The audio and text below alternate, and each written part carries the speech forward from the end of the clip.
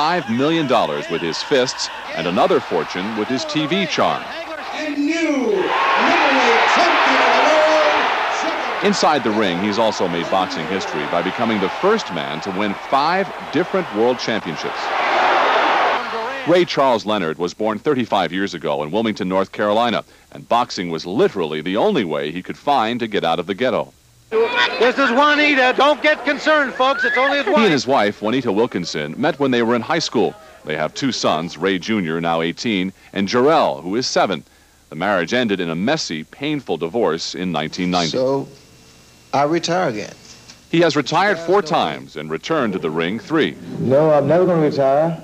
He lost his last fight in 1991 to 23-year-old Terry Norris. It was the first time Leonard had been visibly beaten up.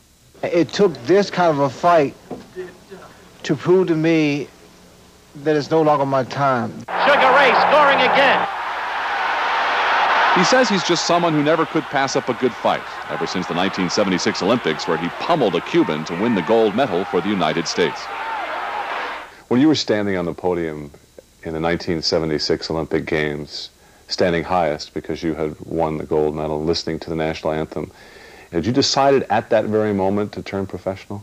Turning professional at that precise moment was the most remote thing from my mind. I mean, I thought about, this is it. I mean, this is it. But John, it's almost a very sad moment too, because in as much as everyone wants to win a gold medal, when it's over, it's over. It's like, that's it. It was like the end of a chapter, the end of a book. How did you discover the sport of boxing? It was through constant ridicule. My older brother, Roger, he had this thing about teasing people, teasing me in particular, about not being athletically inclined, because I never really was into sports. I was always into this world of trying to imagine things being a lot better, whether or not I could fly away. I mean, I was always into this fantasy world. And it got to a point where that he would constantly ridicule me, to a point that it really got to me that I wanted to show him that I could, in fact, be a boxer or basketball player, but it was boxing that, became part of my life. So since you began boxing because your brother Roger was picking on you, did you ever get a chance in your lifetime to whip his butt? Oh, no question, yes. And I enjoy that. I truly enjoy that, because he was better than I was. I mean, he had a lot more talent and height and reach and what have you, but he never had the discipline. So when I was asleep, he was at a party.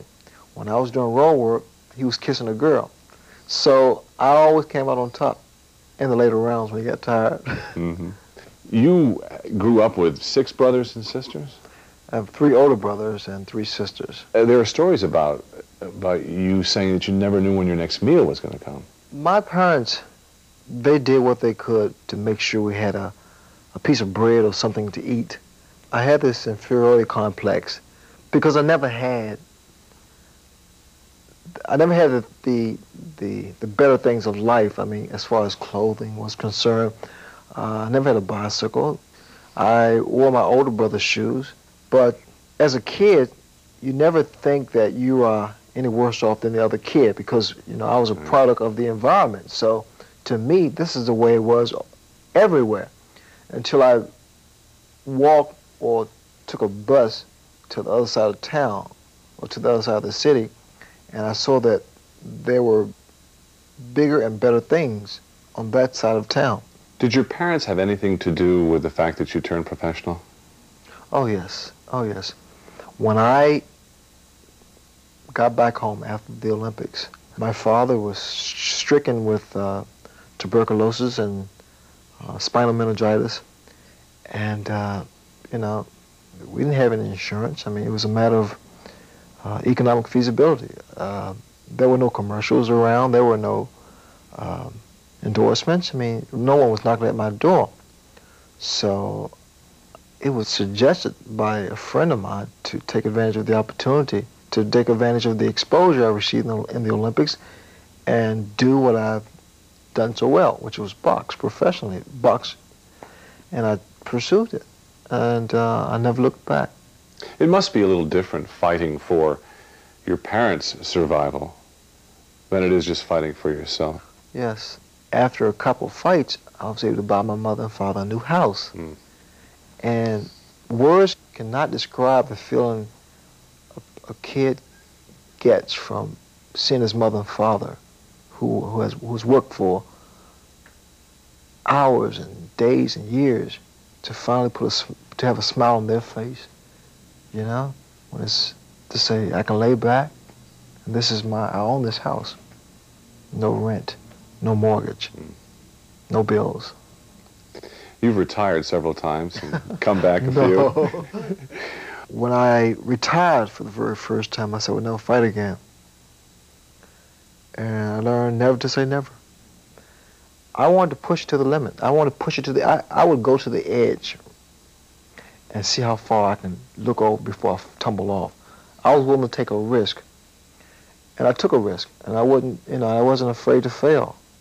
Because it's inevitable that one day there's someone that's going to be younger, faster, and stronger than you. And I knew that. It was a fact. But I always felt I could do it one more time. One more time. What finally convinced you that it was time? When he hit me more times than I hit him. Your son, little Ray, is 18 now. What do you think it's like for him to have Sugar Ray Leonard as a dad?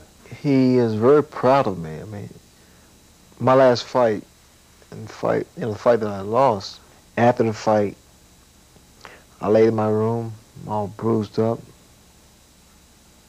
busted lip, sore as hell. And all of a sudden, he walks into the room and stands there. He said, Dad, if I had an ounce of your heart, I'll be okay the rest of my life. I mean, tears came to my eyes. I mean, he didn't know how good I felt by him saying those small words. Do you think you've been a good dad, Ray? I think Ray's been a good son in spite of everything. You know, we all want to be better. We all want to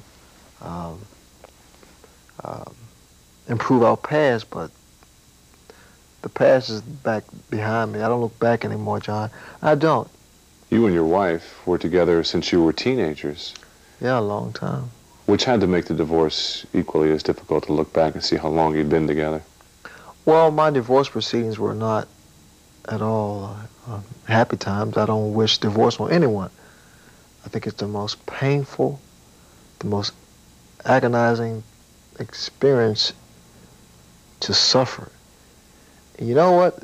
It's a damn shame because no one really wins because a kid loses. Think hard about this one. Proudest moments of your life. When my kids were born. You know, things happen in my life that I wish have never happened, but, you know, thank God life goes on. I'm a better person now. I'm a better father now. I mean, there are people that may dispute that, but I'm a better individual.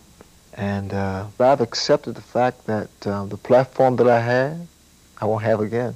But you know what? It was a fun ride, and I enjoyed it.